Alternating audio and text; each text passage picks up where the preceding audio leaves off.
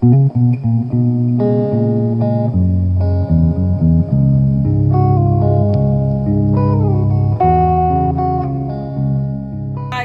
here I am on the floor again. I did some moving around of some stuff off camera because a lot of reasons. The main reason was it takes me a long time to move anything because I can't use this arm, and when I forget and do use it, I cringe in pain, say the F word, you know. Things like that I really just didn't want to film, and I was very careful this time. I did rearrange some things, and so underneath my table, if you've seen in previous shots, I had drawers flush to the front of the table. Behind those was where all my sewing stuff was. So getting it out, yeah, that wasn't any fun, only being able to do it one-handed. But anyway, I did get it out. So I'm going to turn you very slowly, and this is what my underneath of my table looks like right now. So there is this space here. So I have a bucket that's actually on the table for like scraps and bits and parts. So it's actually going to live underneath here. It's not that heavy for me to move when I want to get into one of these drawers to get paints out, so that's not a big deal. I do have a lot of regular artist paint. I bought a bunch of it for a class that I took because they said you needed to have this much of these colors. Yeah, I'm still working on the first bottle. I have all these other bottles. They're not even open yet. So artist paints are on my do not buy forever list right now. Anyway, I did put my little, whoa, sorry, I almost dropped the camera. Okay, let's try that again. Okay, I did put the black rolly cabinet together after I dug the sewing stuff out. Let's not put weight on that arm because that hurts. Oh, nice shot of my behind. Okay.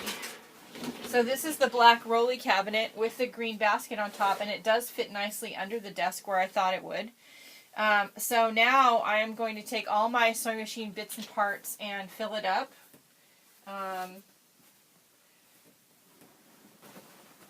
There's lots of stuff in this box I just threw in here. So, you know, if you don't sew and you don't know what this is, it's called a ham. It's for tailoring and pressing.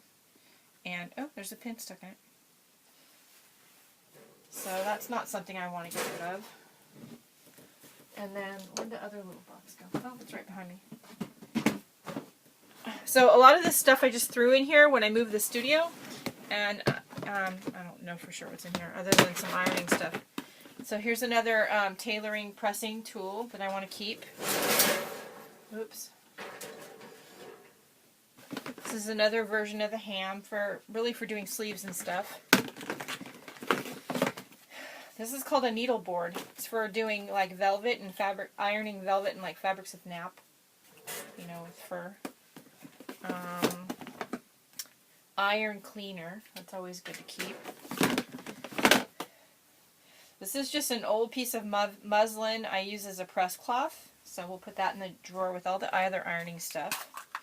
This is called a sweater stone. So this is kind of like a pumice stone only for sweaters, and it takes all the pills off of the sweater. You know, you wash the sweater, it gets the little bumpy things on it sometimes. And this is a lint thing. I guess I do need to keep, well, this I don't need to keep because I don't have that iron anymore. Okay, see, my arm is getting tired. This is a sweater shaver. So it's like the sweater stone, only it's electric. And you know what? I don't use it. I use the sweater stone. So we're going to make that go away. What's this? Another iron thing for an iron I don't have. Okay. These are bags. So what these are for is when I make stuff out of denim, I frequently want to purposefully fray the edges. So by that I mean I take little snips around the raw edge and then I wash it. And when you wash it, all the little threads come off and it gets this really neat frayed look. And if you've seen videos where I have my denim painting apron on, all the edges are frayed and, you know, they look, you know, you want to just pet them. They look deliciously, you know, ruffled and frayed and cool. Well, if you do that in your washing machine without putting it in a bag, you clog the washing machine. Guess how I know that? Yeah. So I use these bags, and I have a couple different sizes depending on how much denim I'm doing at the time. And these bags have a drawstring at the top, and usually, they have tennis balls in them.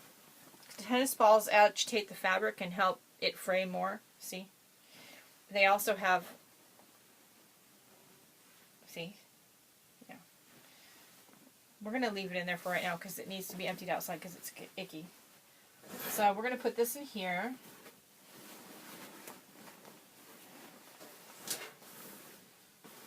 I probably have too many of them. I really only need one like small one, and one, the blue one is really big.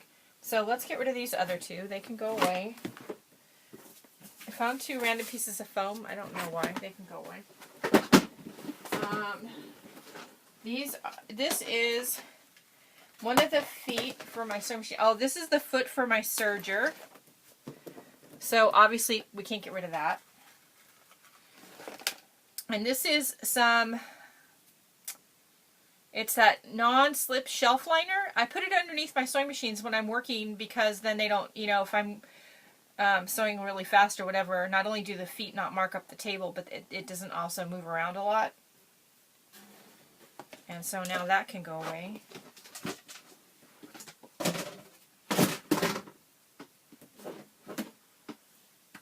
Wow, and I think that's it, and I have extra room. How shocking is that? Yeah, that's wow. Okay, I don't know where to go with that. That's shocking. But I got all that up from under my table. That's cool. Wow. All right. So, let's get it under the desk, I guess. See how it looks. All right. I'm going to do that. I'll be back. Guys, I flipped the camera around. So, this is underneath my one desk in the corner. Let me stand up.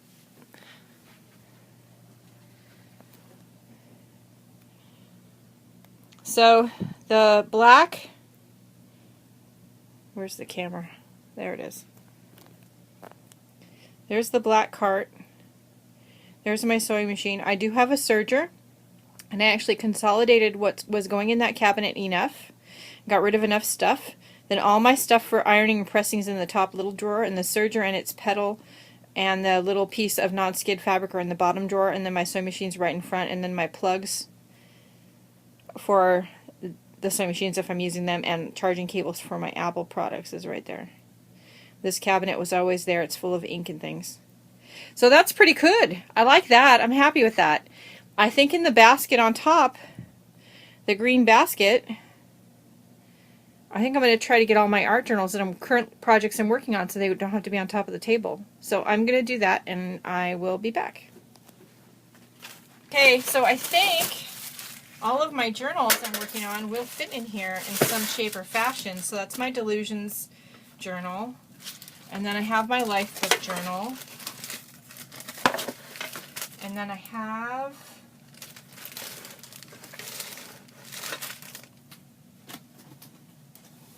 my Down and Downy journal, which I haven't even started yet. But these are the ones I want to work on this year. I have my cover for a book I've been working on for Tracy Bautista's class that I haven't finished because no sooner did I get part of it done, my shoulder really started to hurt a lot, and it was really bothering me. So at some point I'll finish that. And let's see how that fits before I put anything else in it.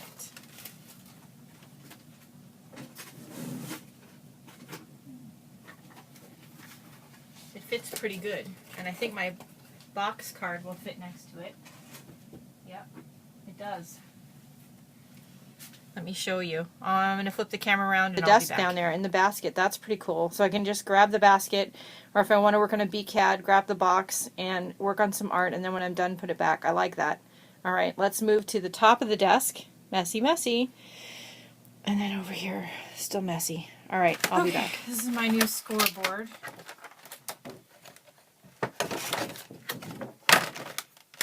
Which I haven't even used yet.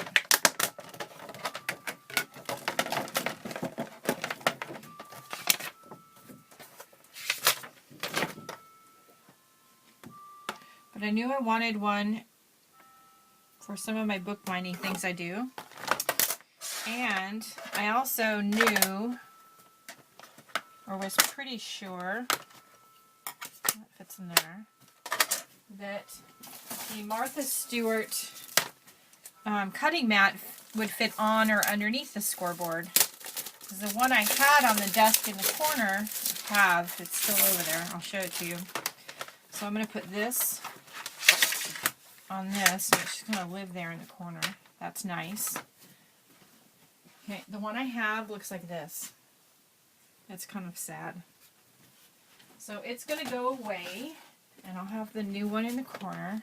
I got this before I got put back on disability. Yeah, that's nice.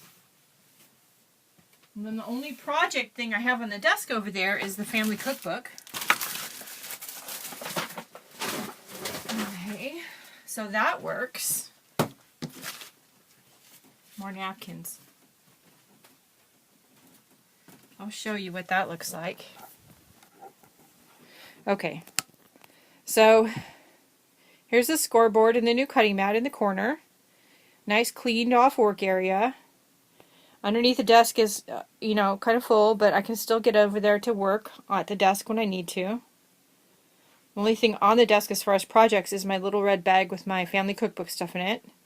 Underneath the work table, there's some leg room now, so if I had a student here at the studio, there's a place for them to sit and in a chair at the table. So I'm not done yet, but that's a pretty good start. I'm going to take some stuff out to the garage, and then we'll look at my to-do list and see what's next. Alright, bye. I'll be back. Okay, so sort stowing stuff and move machines. I did that. It's on my list.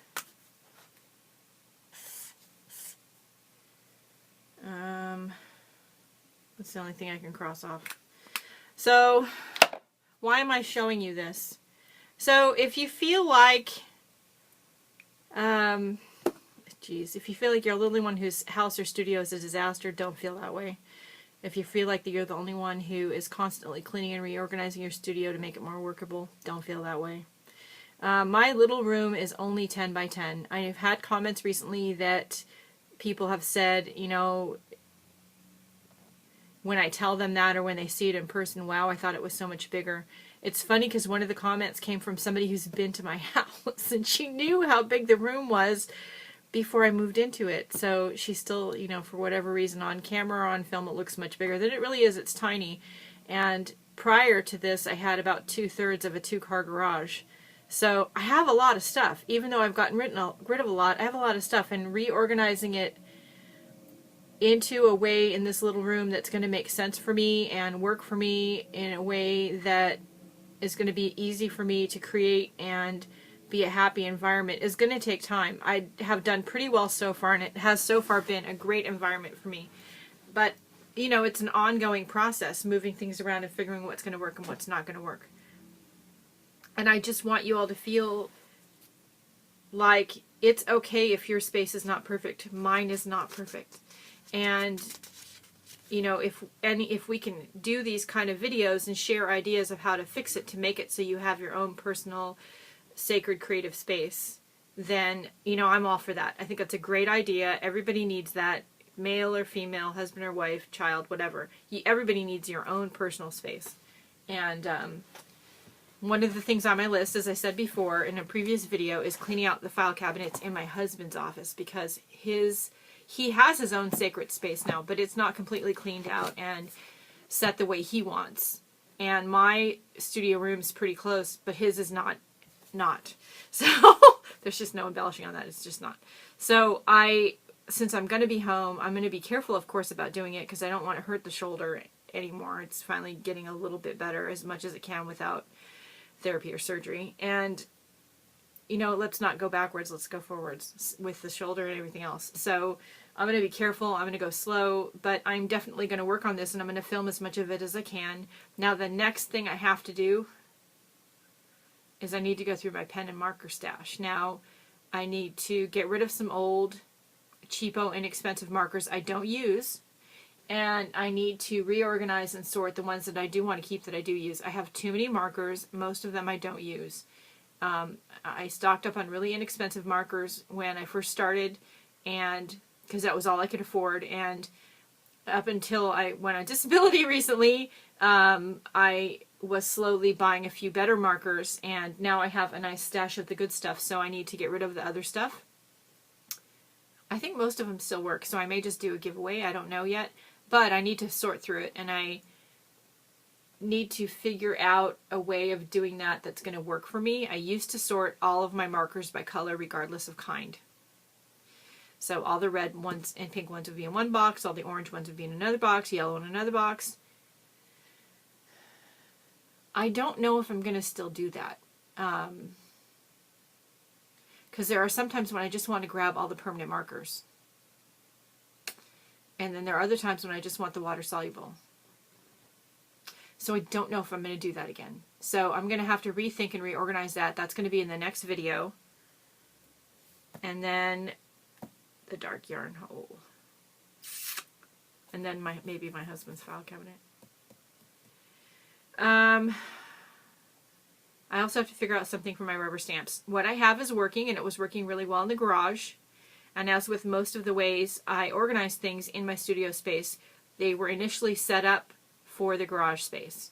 So I just, in some cases, moved them in as was into this new space.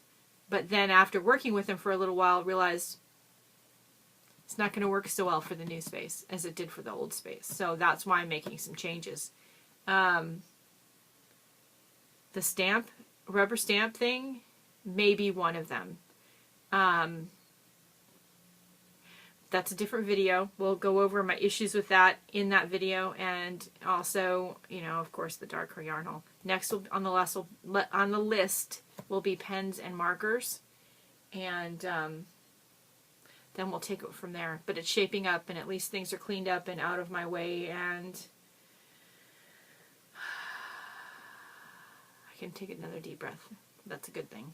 All right, I'll see you later. Have fun. If you have any more great reorganizing ideas or, you know, creative ways to reorganize your space without spending too much money, let me know. Don't forget, if you need storage options, try not to go get them new.